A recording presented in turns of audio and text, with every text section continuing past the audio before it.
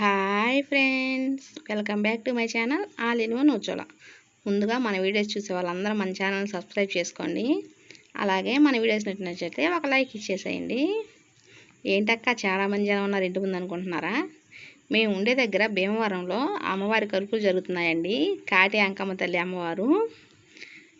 అయితే అక్కడికి మా పక్కింటి ఆంటీ వాళ్ళు మొక్కుబడి తీసుకోవడానికి వెళ్తున్నారు. అందరూ రెడీ అయిపోయారు. మా పిల్లలు చూడండి ఎలా డ్యాన్స్ చేస్తున్నారు.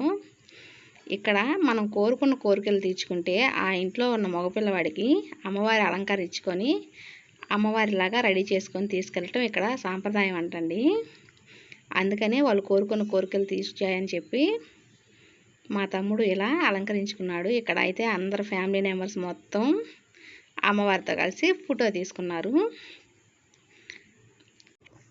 లాస్ట్లో ఫైనల్గా వాళ్ళ ఫ్యామిలీ పిక్ అయితే దిగేశారు.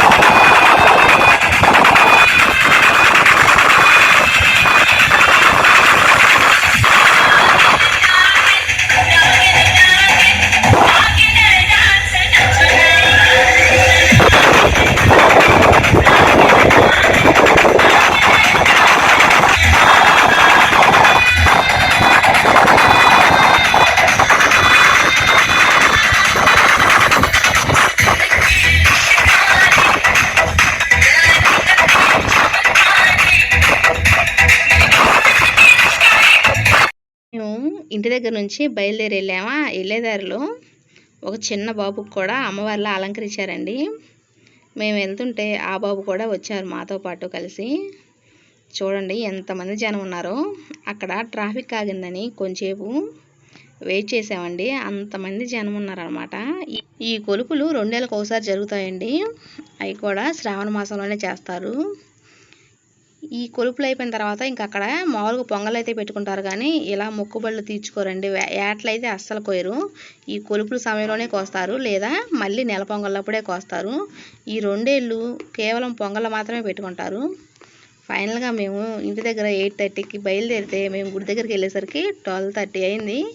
మీరే అర్థం చేసుకోండి ఎంతమంది జనం ఉన్నారు. గుడి దగ్గరికి అయితే రీచ్ అయిపోయాము.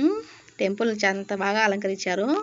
లోపల అయితే అమ్మవారికి లాస్ట్ రోజు కనుక శ్రీచక్రం వేసి ఇలా పెట్టారండి. అంతా లోపల మనం తీసుకెళ్ళిన కొబ్బరికాయలు, ఒడికట్టి బియ్యం అవన్నీ దేవుడి దగ్గర పెట్టారు. లోపలికైతే వెళ్ళనివ్వట్లేదు ఎవరిని. అందరూ బయట నుంచే దర్శనం చేసుకొని వచ్చేస్తున్నారు. ఈ గుడికి లోపల అమ్మవారిని దర్శించుకోవాలన్నా ఆడవాళ్ళకి అవకాశం లేదండి. ఓన్లీ మగవాళ్ళు మాత్రమే అమ్మవారిని దర్శించుకుంటారు.